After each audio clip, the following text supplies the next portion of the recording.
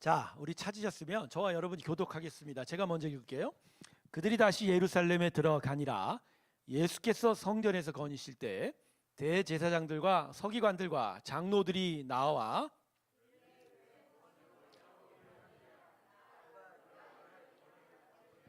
예수께서 이르시되 나도 한 말을 너희에게 물으리니 대답하라. 그리하면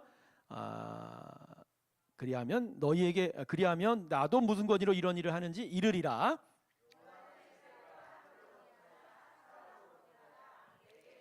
그들이 서로 의논하여 이르되 만일 하늘로부터라 하면 어찌하여 그를 믿지 아니하였느냐 할 것이니 그러면 사람으로부터 할까 하였으나 모든 사람이 요한을 참 선지자로 두려워하는. 이에 예수께서 대답하여 이르되 우리가 알지 못하노라 하니 예수께서 이르시되 나도 무슨 권위로 이런 일을 하는지 너희에게 이르지 아니하리라 하시니라. 아멘. 자, 오늘 본문의 내용은요, 사실 본문이 겉으로 읽혀지는 것과는 약간 다른 관점입니다. 그래서 오늘 예수님과 제사장, 특별히 바리새인들과의 논쟁의 초점을 본문이 정작 말씀하는 바와는 다르게 보게도 됩니다. 가령 하나님의 아들인 예수님의 권위에 도전하는 이 바리새인들, 제사장들의 이 종교 기득권층의 이기심, 그리고 거기에 그런 잘못된 질문에 넘어가지 않는 예수님의 지혜, 이런 식으로 본문을 보기도 합니다. 자, 그러면 본문에 기록된 예수님과 바리새인들 간의 논쟁의 주제는 무엇일까요? 자, 본문 28절을 보면 이렇게 얘기하죠. 바리새인들이 예수님께 이렇게 물어보죠. 이르되 무슨 권위로 이런 일을 하느냐? 누가 이런 일 할 권위를 주느냐? 지금 동일하게 반복되는 단어가 뭐죠? 권위, 권세, 권위. 그러니까 본문을 읽다 보면 이 권위의 문제가 있는 거 아닌가, 그렇게 느끼게 됩니다. 자, 본문의 배경 사건이 뭐냐면요, 예수님께서 종려 주일에 이제 들어가셔서 성전에 처음 들어갔던 월요일이었던 거예요. 예수님이 들어가셔서 성전에 있는 모든 환정상들과 지나다니는 상인들을 막 혼내고 질책하시고 매대들을 뒤엎어 주셨잖아요. 이걸 이른바 성전 정화 사건이라고 하는데, 이 정화 사건의 기록을 보면 많은 바리새인과 대제사장들이 그것을 뻔히 보고 있음에도 불구하고 예수님의 이런 행동을 감히 저지하지를 못합니다. 왜냐하면 예수님의 기본적인 행동 자체가 백성들의 인기가 있었거든요. 무엇보다 아픈 자들을 고쳐주시고 귀신을 쫓아내시고 심지어는 오병이어의 기적과 함께 죽은 나사로까지 살리시는 하나님의 신적 권위를 보여주었고, 그래서 많은 이스라엘 백성들이 예수님을 지지하고 있었기 때문에, 더더군다나 그때가 이제 유월절 기간이라 많은 유월절 성전 순례객들이 예수님의 행동에 대해서 절대적인 신뢰를 보내고 있었거든요. 그러다 보니까 예수님이 감히 나서서 저지하고 박해하다 보면 자기들이 어려워질 것 같아서 함이 나서지를 못했던 거예요. 하지만 그냥 그대로 있어서는 자신들의 어려움을 손해를 볼 것 같다는 생각이 든 거죠. 그러니까 자기들이 어서 밀리면 예수님한테 다 뺏긴다, 이런 생각을 하겠던 거예요. 위기식이 작용했죠. 그래서 성전 정화 사건이 있던 날 월요일 밤에 산헤드린 공의회가 소집이 됐거든요. 그래서 제사장들이 이제 예수님의 처리 방안을 고민하다가 무언가의 방법을 동원하서라도 예수님을 잡아서 죽여야겠다. 그래서 이날 월요일 밤의 결정으로 인해서 이제 바리새 그룹 중에 일부가 예수의 제자인 유다와 접촉을 하게 됩니다. 은 30을 넘겨주고 예수님이 사람들이 없는 조용한 곳에 가 있는 때를 알려달라, 그러면 우리가 가서 잡겠다, 이런 음모를 꾸몄던 날이 바로 이 날이었던 것 같아요. 근데 그들이 이제 그러면 잡을 수는 있는데 예수님을 어떤 꼬투리를 잡아야 되잖아요. 그 꼬투리가 뭐였냐면 신성모독죄였다. 신성모독죄로 예수님을 고발하라. 이 신성모독죄는 많은 사람들이 거기에 금방 넘어가게 되는 거죠. 하나님을 모독하고 하나님을 무시하면 그거야말로 진짜 죽어야 되는 거죠. 어떤 선지자도 여기서는 자유로울 수 없기 때문이죠. 바로 신성모독죄를 뒤집어 씌우려고 그 다음날 예수님이 다시 성전에 들어가셨을 때 예수님께 바리새인들이 나와서 질문을 던진 거예요. 그게 바로 아까 했던 28절. 너 어제 성전을 정화했는데, 너 마음대로 막 했는데 이거 무슨 권세로 했냐? 누가 이러한 권위를 너한테 줬느냐, 이렇게. 근데 만일 여기서 이제 예수님이 대답하면 양방으로 대답하는데 꼬투리실 수 있어요. 나 하나님으로부터 왔다 그러면 하나님으로부터 온 근거가 뭐냐? 바로 이 대답을 가지고 신성 모독을 했다 이 얘기. 그게 사람의 칭찬을 받았다 그러면 너 진짜 성전에 와서 하나님이 아니라 사람이랬다. 뭐 그거는 그 자체로 진짜 예수님이 욕을 먹을 수 있는 일이죠.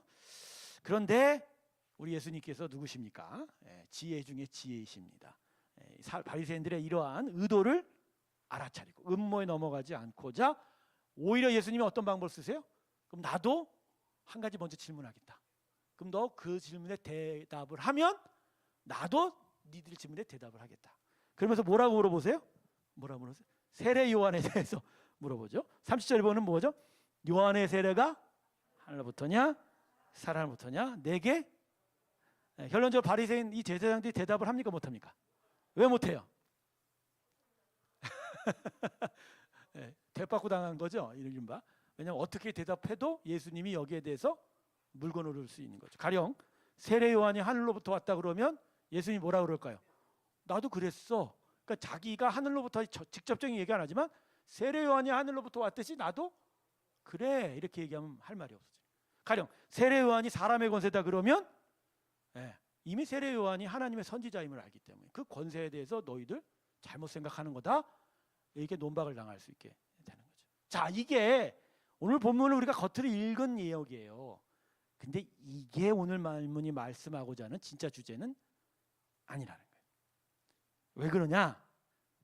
여러분, 권위는요. 권위는 항상 뭘 가지고 들어와요? 순종을 가지고 들어와요. 여러분, 하나님이 우리에게 당신의 권위를 주장하신 적 있으세요?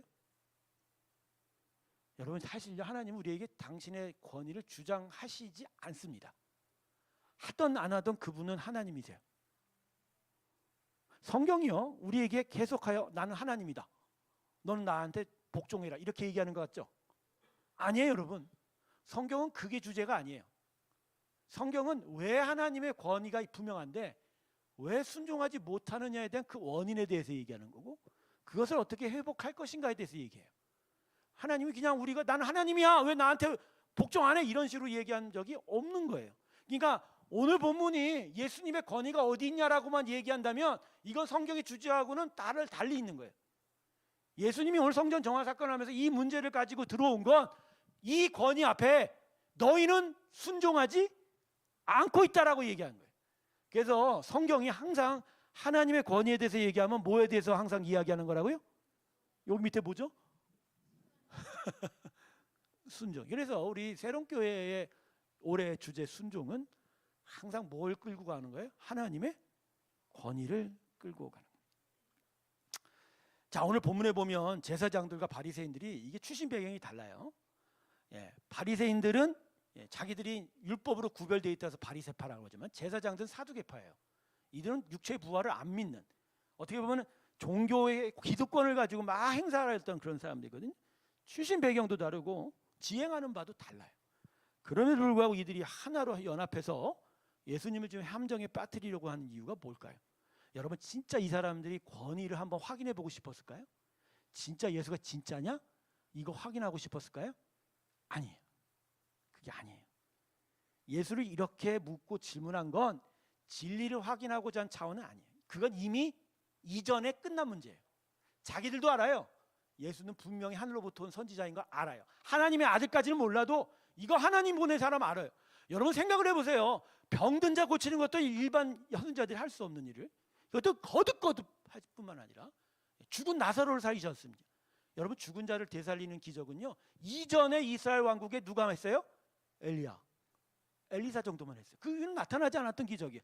더더군다나 예수님이 오병이어의 기적을 행한 걸 그들도 알겠죠. 이거 진짜 이건 하나님의 아들, 이거 하나님 보낸 진짜 큰 선지자 아니면 안 된다는 거 알고 있어요. 그럼에도 불구하고 이 질문을 던진 건 권위 문제가 아니라 자기들이 가지고 있던 기득권을 잃기가 싫었던 거예요. 싫었던 거예요. 즉 권위에 순종하지 않고 있는 문제가 이들의 이 질문으로 드러난 거라는 거죠. 드러난 거라. 이 바리새인들의 일을 오늘 본문이 기록한 건 바로 이러한 불순종 때문에 하나님 나라가 세워지지 못한다는 걸 이야기해 주고 있는 거예요. 여러분, 하나님이 우리를 만드셨을 때 사람에게 무엇을 먼저 사명으로 주셨죠? 네, 생육하고 번성하라. 그리고 이 땅을 충만하라, 다스리라 그러셨죠. 그래서 아담에게 한 첫 번째 일이 뭐였어요? 네, 동물들에게 이름을 붙여주라. 이건 뭐냐면 하나님의 기본적인 권위를 아담을 통해서 그 권위가 보여지게 나타나는 거예요. 즉 하나님의 사명이 아담의 순종으로 이 땅에 하나님의 권위가 드러나게 되어 있는 거예요.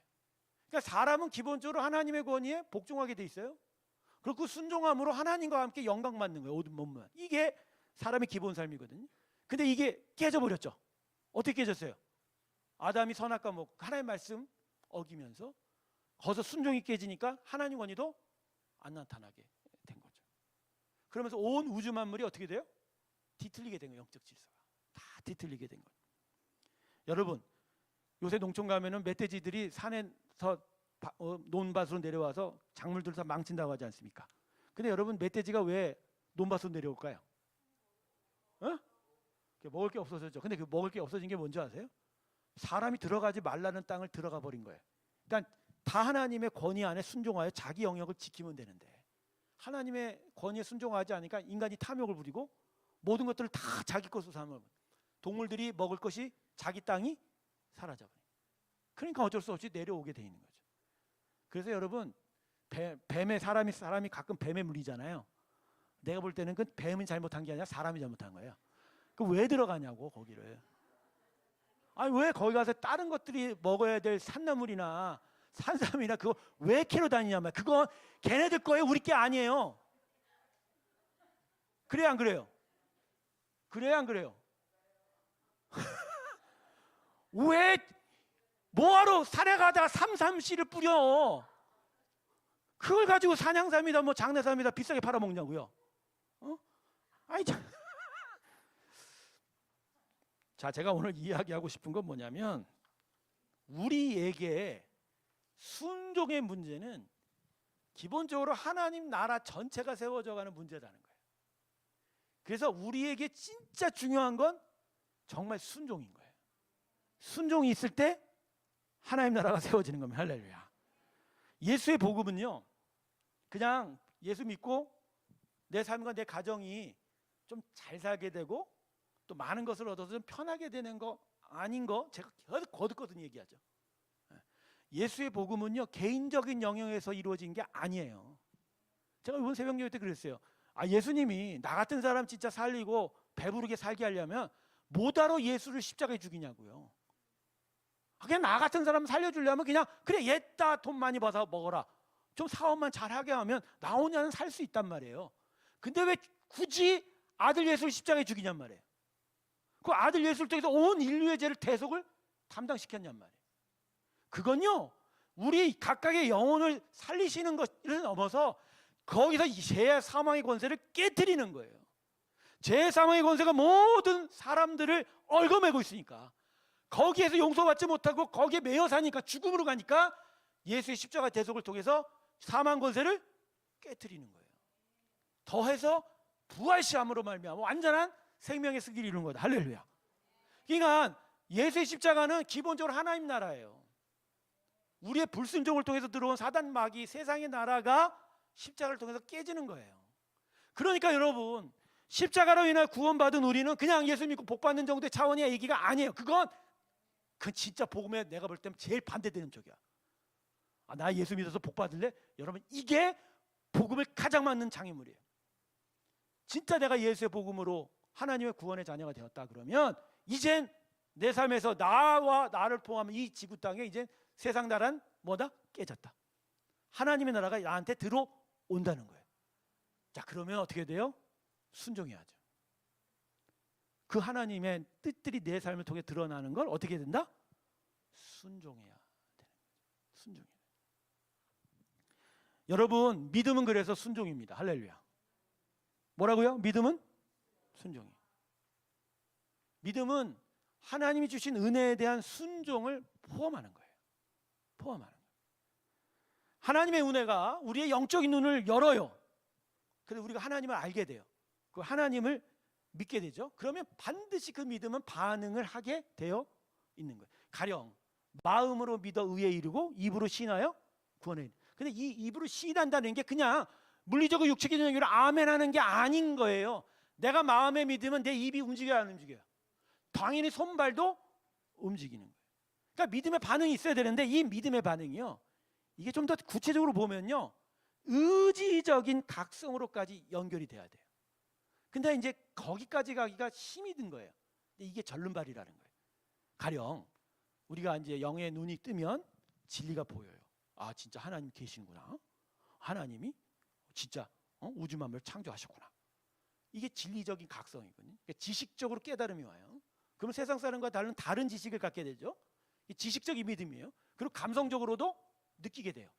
그러니까 눈으로 보지 못하고 감각적으로도 하나님 세계가 있구나.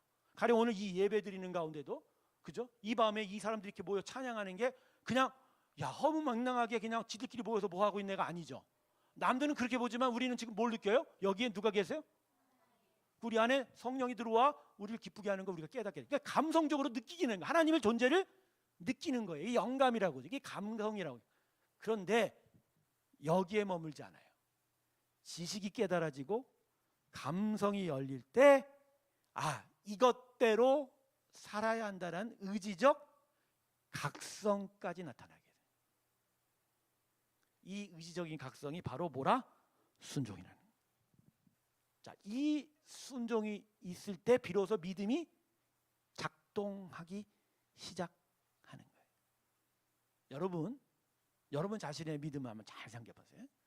난 좀 믿음이 있는 것 같은데 왜 그 믿음 위에 하나님의 일들이 안 나타나지 할 때 내가 진짜 의지적 각성으로 믿음을 작동하고 있는지를 점검해 보세요. 그냥 난 지식적으로 하나님 알아, 내가 감성적으로 하나님 함께하는 거 아는 정도에 멈추고 있어서, 근데 그 이상 더 나가지 않아서 무언가 삶이 바뀌지 않고 그 뜻대로 살아가는 순종이 안 나타나고 있을 수 있다는 거예요.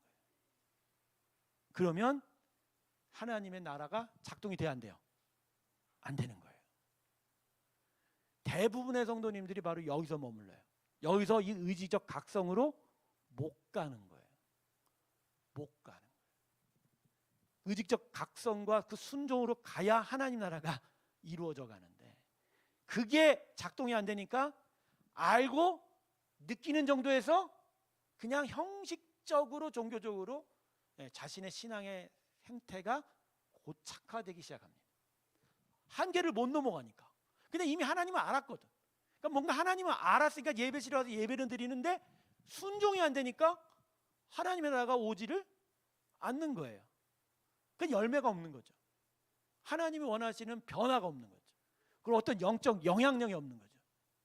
그러면 전도도 안 되고 선교도 안 되고 믿음의 역사들이 나타나지 못하게 되는 거예요. 여러분, 이게 바로 바리새인이었던 거예요. 바리새인이 완전히 잘못된 게 아니에요. 그들은 정말 무지한 이스라엘 사람들보다 하나님을 아는 자예요. 율법에 대해서 정통하지 않았습니까? 그리고 하나님의 나라에 대해서 궁극적으로 알고는 있어요. 감성적으로 느끼고 있어요. 그러나 중요한 건 뭐죠? 진짜 하나님 뜻대로 살아가는 순종이 없었던 거예요. 왜? 자기 자신이 그 안에 또아리 들고 있어서 자기 자신을 못 넘어가는 거예요. 나를 드러내고 나를 그저 위하는 것들의 마음. 그러니 순종이 없기 때문에 뭐가 나타나지 못한다? 하나님 나라가 나타나지 못한 거예요. 여러분, 예수님이 결국 이 땅에 믿음의 승리를 이루신 일은 그분이 병 고치고 그분이 귀신을 쫓아내는 권세가 있었기 때문이 아니에요. 예수님은요, 기본적으로 십자가에 순종하심으로 하나님 나라를 열었습니다. 할렐루야. 만약 이 예수의 십자가 순종이 아니고선 그분은 하나님의 아들로서 인정받지 못할 뿐만 아니라 그분의 모든 병 고침 사역과 모든 귀신 축사 사역, 그 모든 오병이의 사역조차도 아무 의미가 없는 거예요. 그냥 그때 한때 그냥 그 사람들한테 보여줬던 것뿐이에요. 그걸로는 하나님 나라가 들어오지 않는 거예요. 그러나 진짜 예수님이 하나님의 아들이요, 그분 참된 구원을 이룰 수 있었던 건 그가 하나님 뜻대로 십자가에 올라가셔서 죽기까지 순종하신 거예요.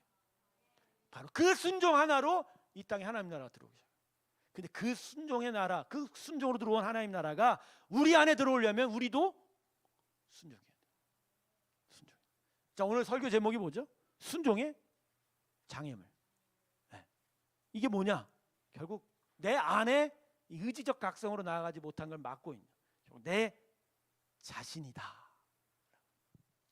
사랑하는 성도 여러분, 믿음은 결국 순종이에요.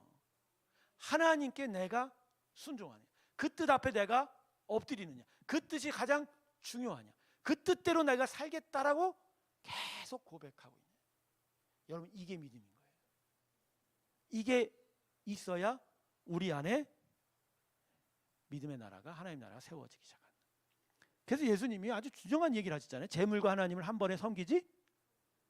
이거 뭐예요? 이거는 의지적인, 그러니까 지식적인 각성, 감성적인 각성으로 할 수 있는 일이 아니죠. 마음으로는 하나님이 최고다 그렇지만 실질적으로 재물에 대한 이야기는 이게 의지적인 반응이 아니면 이룰 수가 없어요. 여러분 돈 문제 앞에서 어렵죠? 교회 헌금 내는 문제가 말고도 그건 나중에 문제예요. 교회는요 성도들 돈 받는 데가 아닙니다. 아멘이 없지? 교회는 성도의 돈 받는 데가 아니에요. 그거를 성경이 얘기한 적도 없고 어떤 자도 그걸 밖에 말한 적이 없어요. 다만 교회는 성도들의 하나님께 대한 감사를 모아서 하나님의 일을 하는 데입니다. 그러니까 이 교회 안에는 돈의 문제가 이미 해결되고 정리된 거예요. 근데 이제 돈의 문제 가장 중요한 건 교회는 그렇다 치고 우리 일상생활에서 돈 문제 앞에서 하나님과 헷갈리잖아요. 많이 헷갈리잖아요. 내가 진짜 하나님 뜻대로 살 것인가 아니면 내 마음에 돈을 생각하는 마음으로 생각해요. 하나님은 알죠. 내가 진짜 하나님 함께하는 것도 깨닫죠. 근데 결정적인 순간에 뭘 택해요? 돈을 택해버리는 순간. 이건 의지죠. 의지가 아직 변하지 않은 거예요. 여러분 이러면 나는 진짜 하나님을 믿습니다, 하나님 권위를 인정합니다 해놓고 실상은 권위에 순종하는 겁니까? 안 합니까? 안 하는 거예요. 여러분 참된 신앙은 결국 마지막에 내가 진짜 하나님의 권위에 순종했는가로 판가름 나는 거예요. 내가 진짜 하나님께 완전히 순종하느냐로 판가름 나는 거예요. 주여 주여 하는 자마다 내가 천국에 들어갈 것이 아니요, 그죠? 내가 아는 자라. 여러분 그게 무슨 말이에요? 그냥 알고 깨닫는 정도는 안 된다는 거예요. 내가 진짜 하나님 뜻대로 살아가는 일들이 나타나지 않으면 그 마지막 날에 하나님이 나를 향하여 천국의 문을 여실까 안 여실까? 사랑하는 성도 여러분, 하나님 믿으십니까 진짜? 그럼 순종하세요. 여러분 이 질문, 이 말은요 제가 여러분 앞에 자유해서 하는 게 저도 마찬가지예요. 모든 문제 결국 뭐에 걸려요? 우리는요 순종에 걸려요. 지식의 문제가 아니에요. 감각의 문제가 아니에요. 결국 모든 믿음의 문제에 뭐가 걸려요? 우리는 이게 고비인 거예요. 그래서 여러분 변화산에서 베드로가 그 변화산에 변모된 예수님 모습 보고 여기가 천국이다, 나 여기서 텐트 칠래 그럴 때 하늘에서 음성이 나오면 뭐라고? 내 아들의 말을, 그 순종이 있을 때야 이 영광이 너희에게 오게 될 것이라는 얘기까지도 삼게 됩니다. 오늘 이걸 놓고 한번 기도했으면 좋겠어요. 우리는 복을 구하는 자가 아닙니다. 이미 복은 와 있어요. 나에게 임한 구원의 나라, 하나님의 나라가 어떻게 내 삶에, 내 인생에 세워지는지에 대한 우린 진짜 각성이 필요한 거예요. 진짜 하나님 주시기만 하면 우리가 다 이뤘을 것 같아요? 여러분 지금도 하나님 이곳에 가득 채우고 계세요. 믿습니까 여러분? 가득 채우고 계세요. 근데 그 가득 채움이 우리의 순종을 통해서 역사한단 말이에요. 우리가 그 뜻을 드러내기 바랍니다라고 역사.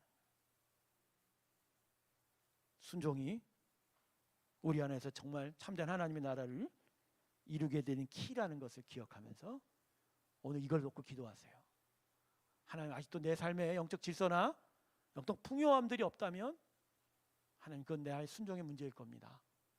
하나님 내가 진짜 하나님의 뜻에 따르고 내 하나님의 뜻을 따라 살려고 하는 마음이 있는지 그걸 정말 하나님 앞에 되돌아보면서 하나님 나를 도와주셔서 내가 하나님께 순종할 수 있게 해 주십시오 하나하나씩 순종해 나아가도록 해 주십시오. 그래서 하나님의 나라가 내 삶에, 나의 가정에, 나의 삶의 터전에, 우리의 교회에, 우리의 이 땅에 온전히 이루어질 수 있도록 해 주십시오. 오늘 이 믿음의 기도가 하나님께 드려질 때 여러분의 순종의 물꼬를 틔워가게 될 줄로 믿습니다. 그 물꼬가 틔워지면 하나님의 거대한 나라의 그 은혜가 강물처럼 폭포수같이 여러분에게 밀려 들어와 여러분의 삶에 하나님 나라를 온전히 세우게 될 줄로 믿습니다. 이 기도를 우리 하나님께 함께 드리면서 오늘 기도 시간 갖기를 바랍니다. 우리 다 같이 두 손을 잡고 하나님 앞에, 나는 지금 순종하고 있는 자입니까? 나는 진짜 하나님께 순종하는 자입니까? 그래서 나의